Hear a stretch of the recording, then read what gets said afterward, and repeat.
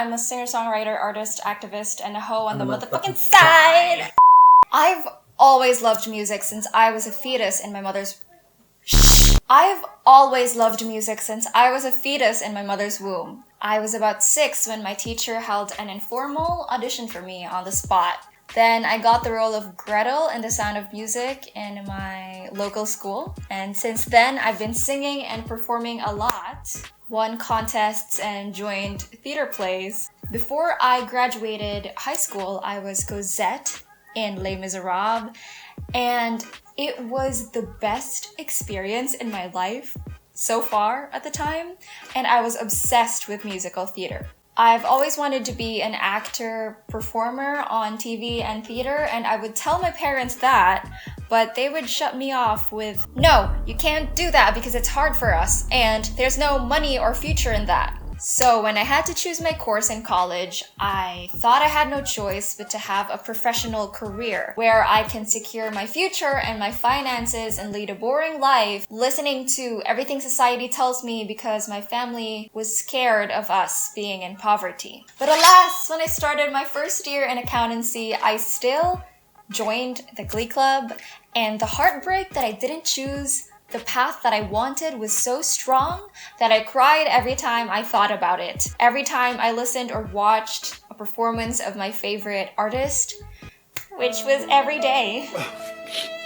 So every day I knew that I would regret my whole life if I didn't even try to follow my heart. What would I do with money if I'm not even happy about what I'm doing or where I'm at in life? I had to make them understand that it was not just the money that would make me happy, but doing what I loved is happiness itself, which was theater, art, and performance. Now, don't get me wrong. I like a bit of money. I love me a bit of money. The creative industries, I believe, are pretty strong right now. I don't think that artists necessarily need to struggle financially as long as we're rightfully paid and not exploited, right? Artists are poor because people fail to pay us, and we still haven't established an effective system where artists have security and protection against exploitation, especially during these times in the pandemic. So anyway, I had to write them a long letter explaining why I had to shift to theater arts to freaking follow my passion and, I believe, my purpose in life. Without it, I feel dead. So I went to Manila to study theater arts, and I was so excited. Like, I thought it was gonna be really cool and really happy. And when I got there, it wasn't at all how I expected it to be. I really thought that the curriculum would be amazing and it would help me as a performer to hone my skills as an actor, as a singer, whatever, but it wasn't like that. We spent more time doing backstage and production work for practicum, even though we were performance majors, and it was just unfair for performance majors. And I get that we really need the training for everything in theater, right? We have to learn about the props and the backstage, how everything works, but I was just like, you know what? In this time that I'm carrying tables and cleaning the bathroom and washing the dishes and props and painting the walls, I could have trained as an actor, and that made me really, really depressed. And other than that, it was a toxic culture, a toxic environment. I mean, not everybody was toxic, but oh, girl. And some of them would attack you personally, even though, in work we have to separate the personal. And oh my God, it fell. We didn't really have the opportunity to learn as much as we can during 4 years of theater arts. I was really down, probably because I was so sad that people were screaming at me because I didn't do my checklist in backstage, or I didn't get enough sponsors for production and marketing, instead of screaming at me during acting class. And I don't mind the pressure at all. If it was for performance or for acting, for singing, it wasn't really a personalized education for each and every student to help them achieve their dreams. whatever that is, may it be directing or performing or whatever, especially for performance majors. So I was really down, and it's like I lost myself, didn't believe in myself anymore. I practiced self-sabotage. And there were times when I would cry every day, even in class. I couldn't control myself, so sometimes I would go to the comfort room just to cry. And there were times when I went to the comfort room just to sleep, even on the floor, because I lacked sleep, because I didn't get enough sponsors, or I didn't finish the prop. It got to a point where there was so much pressure, and the theater was such a toxic environment that I got triggered every time I went there. And the stage manager called me inside the theater for a cue, but when I went there, I couldn't handle it, I couldn't breathe, and I told her that I couldn't stay here. And then I ran outside and went into the comfort room and stayed in the cubicle until the rehearsal was finished. But it wasn't just in college, and it came to a point in 2019 where I was so heartbroken and I was so down, and my mind was like very negative, and I had some mental health issues. And it came to a point where I was just like, you know what? I'm so tired of being negative. Like, I'm so tired of being tired. I'm so tired of being sad that I was just like, frick, I'm gonna turn my life around and be a better person, take care of myself, because I didn't take care of myself before at all. In 2020, in January, I started doing all these things. I started journaling, I started meditation, eating healthy, and just basically taking care of myself, believing in myself. And someone recommended me Louise Hay's affirmations, and sometimes I would go to the mirror and I'd say, who's the most beautiful woman and the strongest, most talented woman you've ever seen? You! You're amazing! And I would say that to myself because sometimes I just feel like ugly or not worthy of something. Sometimes I just like, nope. Girl, you are worthy of everything in the universe. You have all the tools in the universe to help you. So I started journaling, and this was, take time to improve yourself and heal. Reflect on mistakes you have made in the past and learn from those lessons so that you would have a better, greater future. Stay focused on your dreams. That is why you're here. And don't let other people tell you otherwise. Other people will tell you you are unworthy, but no, you have to stay focused and motivated and disciplined. If you don't love yourself, how the hell are you gonna love somebody else? Can I get an amen up in here?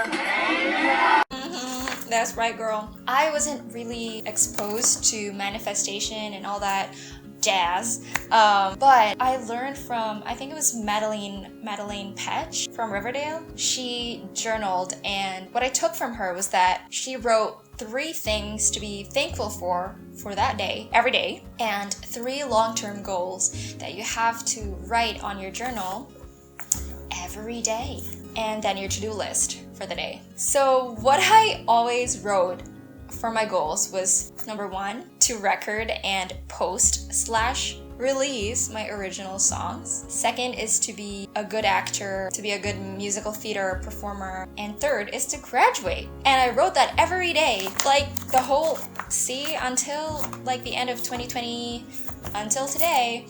Those are mainly the 3 things that I write. But I didn't know that was like manifestation. I only got exposed to like manifestation a few months after I started journaling, and like everything was going great in my life. And eventually one day I was feeling great that day, right? Like, oh girl, I'm doing great in class, I'm doing great in school, I feel love from myself, and I knew my worth. And I knew that I deserved a lot of love from everyone. And so that helped me with my social anxiety and my self-esteem. And one day, somebody just chatted me, like out of nowhere, like, do you write songs? And I was like, yeah. And then he was like, do you want to collaborate on writing songs and making music? And I was like, hell yes! Like, it's about time. And so, whatever, we talked and everything, and he referred me to my producer, Mark Glenn, right now, who I am working with my songs. I don't know. And then I go back to my journal and I was like, Holy crap. My goal was to record and release my original songs, be a good singer-songwriter, and I had no idea how to do that. Like, I was asking help from my friends who knew how to, play instruments and stuff, and we tried recording songs, but it didn't sound professional. I did not have like any connections, like any studios or any record labels. Like, I did not know how to record and release my songs. But just like one day, somebody chatted me out of nowhere and like, hey, we have a recording studio, let's make music. And I was like, oh my gosh, this actually works. And I showed them my notebook and I was like, every day I wrote this. Every day I manifested it. And I realized, girl, it works. After months of convincing myself that I deserve everything, that I can do it, it actually is happening. Meme, I'm on the playlist Fresh Finds Philippines. Yay! Congratulations! Yay! I'm graduating next year. And then when the pandemic hit, I started listening to subliminals. Singing subliminals. And I don't know if you believe in subliminals, but the thing that helps me is it's like for me a placebo effect. When I visualize everything that I want in life, sometimes it just happens. And this year, 2021, I also created a vision board of everything I want to do in life. I wanted to go to some gigs and to perform for people. I wanted to go on Wish 107.5, which is a radio station, be the most famous singer-songwriter in the world. But that's like a stretch. But girl, in my vision board, I have had gigs this year. Well, locally in Cagayan de Oro, there were open mics, and the owner of a pizza place, Demetrios, they contacted me if I wanted to perform for them, and I did, and that was so fun. It was literally that picture of the place. It's called Comunidad, that's the community of artists. I put the picture on my vision board and I got it. And then I also guested in Wish Connect because someone contacted me. Hey, maybe I want to go to Wish. Like, yes, I want to go to Wish. Look, and this is Wish Connect. Please say hi to the wishers and your fans out there connected right now. Hello, wishers. And oh my God, I've been waiting to be here for a long time, and now I'm here for the first time. So hello to everyone. And that seemed so crazy to me. And I also have my songs on the radio sometimes. I was literally thinking about like, oh my God, I want my songs on the radio. And I wrote a song about my dreams and being frustrated about my dreams. And that song is called Dreams. There was a lyric there that said, someday you'll hear my voice all over the radio. There was this DJ who contacted me this morning. I was like wishing that I could hear it on the radio. Right here, I hope someday I can hear my song on the radio. And somebody just chatted me that she'll play the song tomorrow on Magnum at 1:30 p.m. Bro! Let's manifest this shit! Hello to Mom Eleanor and to Ella. 1 year old, but I just love her voice. She's into indie music, she's into musical plays. And you've got to listen to this song, and this was released like last September 23. And then, Please tell them that you guys love the song. Request it. Oh my God. Woo!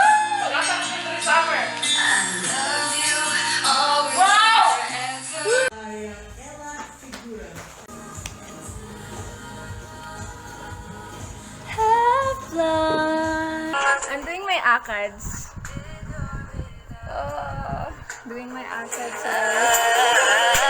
Right now, I just really want to continue my studies and graduate. I'm so excited for my thesis. I am so motivated to record more songs. Like, I have a lot of songs. I have so many plans in my life. I also want to get a house. Sometimes it's scary having dreams, but makes me feel alive. And what I've learned is that I have always wanted to release my songs since I was in high school. But I think that the reason I actually got it last year was that I started to think that I deserve it this year.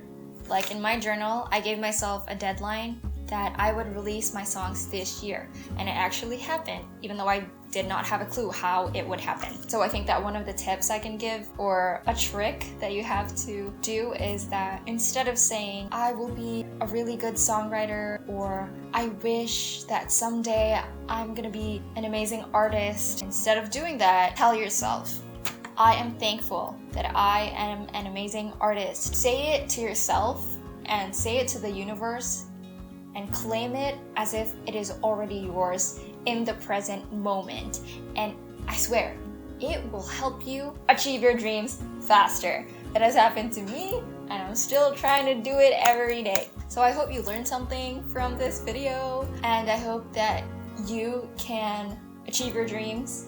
Just believe in yourself. It's so freaking cliche, but believe in yourself. Not just like, oh my god, yeah, I'm gonna do it in the future, but like, believe in yourself right now. And believe Bretman Rock when he tells you you're a bad bitch. Alright, once again, this is Ella Figuera. Please like, comment, and subscribe to my channel. Listen to my music. I'm on Spotify, iTunes, and here on YouTube Music. Yeah, I'll hope to see you next time. And I'm gonna release my songs very soon, and I'm so excited for that. So, bye.